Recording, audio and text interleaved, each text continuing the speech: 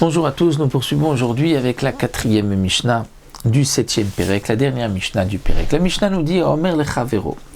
Si quelqu'un dit à son prochain, le vendeur dit Chatzi sadeh ani mocher lecha, je te vends la moitié de mon champ.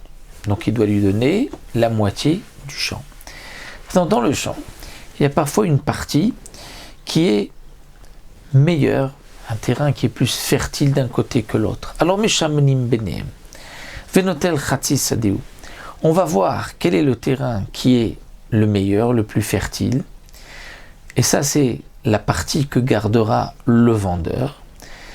Et l'acheteur recevra la moitié du champ, la moitié en valeur. C'est-à-dire que s'il a un terrain, et que ce terrain, il y a un tiers qui est fertile et qui vaut comme les 2 tiers du terrain, étant donné qu'il lui a dit « je te vends la moitié du terrain », donc il lui a vendu la moitié non pas dans la mesure mais en valeur, et la moitié signifiera ici les 2 tiers, puisque le vendeur garde lui le tiers qui est plus fertile, le terrain qui est iddite, qui est meilleur, parce qu'un homme préfère garder même un petit peu d'un terrain qui est bon, qui est fertile, qui est de bonne qualité, plutôt que 2 fois plus mais d'un terrain qui est de moins bonne qualité. Maintenant, si le vendeur lui dit « je te vends la moitié de mon champ, de la partie sud du champ ». Donc si on divise le champ en 2, on a la partie nord, la partie sud. Et dans la partie sud, il lui a dit « je te vends la moitié ». Alors là aussi, Meshamnim benehem venotel chetzia badarom.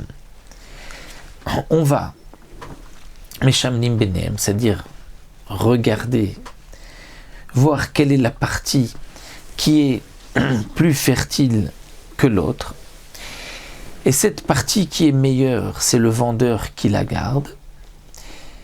Et l'autre moitié, qui correspond donc à la moitié de la valeur du terrain qui est au sud, ce sera donc ce que l'acheteur recevra.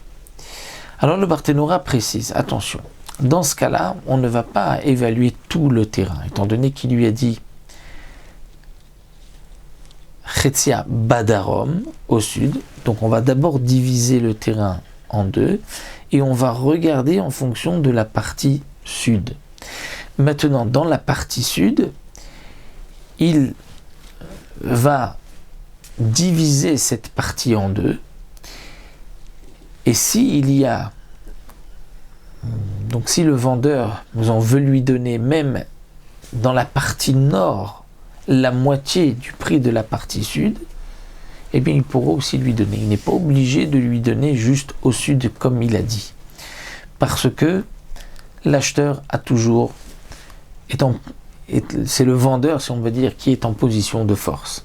Et donc peut-être que le vendeur a voulu lui dire ce que vaut la moitié de mon champ au sud, c'est ce que je te vends dans mon champ n'importe où, donc même au nord.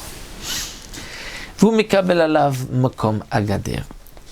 Et donc là, le Tana de la Mishnah termine en nous disant que l'acheteur qui va prendre donc la moitié de ce champ, c'est à lui de faire un muret dans la partie qu'il a achetée de son champ. C'est de sa partie qu'il doit faire un guéder. Et aussi charitz ou ben charitz. Ils avaient l'habitude à l'époque de faire un trou et un ben charitz, c'est-à-dire le fils d'un trou, c'est-à-dire un trou un peu moins large, à côté d'un mur, derrière le mur. Pourquoi ? Pour ne pas qu'une bête sauvage puisse sauter au-dessus du mur et donc ensuite rentrer dans le champ. Donc c'est pour cela qu'on faisait d'abord un charitz, donc derrière le mur. Et ça c'est aussi dans la partie de l'acheteur, donc il doit ramener le mur chez lui, qu'il ait de la place de faire un charitz et un ben charitz. Combien est le charitz de la Mishnah ? Kama ou charitz shisha tfachim, ben charitz shosha tfachim. Le charitz doit lui faire 6 tfachim, 6 tfachim de large, et le ben charitz fera 3 tfachim de large Et entre les deux creux, les deux trous, il faudra laisser un tefar.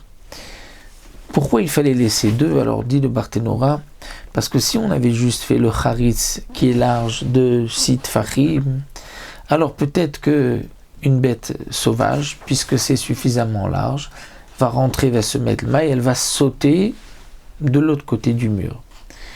Si on fait juste, donc en faisant un ben charitz qui déjà l'éloigne, donc elle ne pourra pas arriver jusque là-bas. Maintenant, si on a fait juste un ben charitz qui lui n'est pas très large, c'est vrai qu'elle ne pourra pas se mettre dedans puisque c'est profond, mais et que ce n'est pas suffisamment large, mais elle peut se mettre au bord et sauter, enjamber ces 3 tfachim.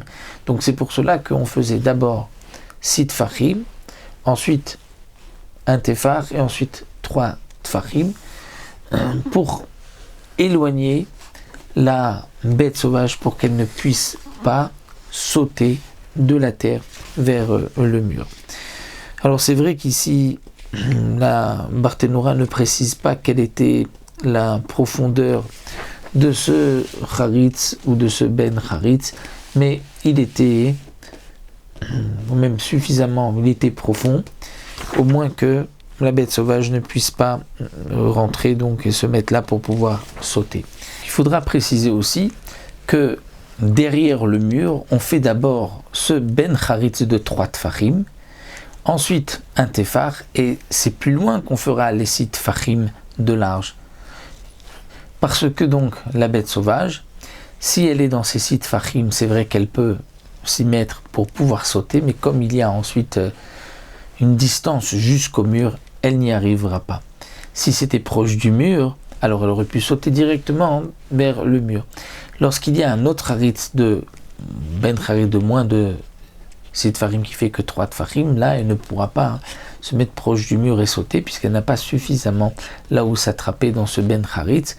Donc du ben haritz elle ne peut pas sauter, et du haritz qui est plus loin du mur, elle ne peut pas non plus sauter au-delà du mur.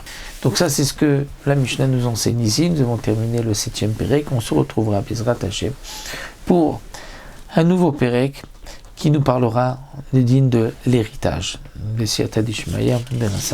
prochaine fois.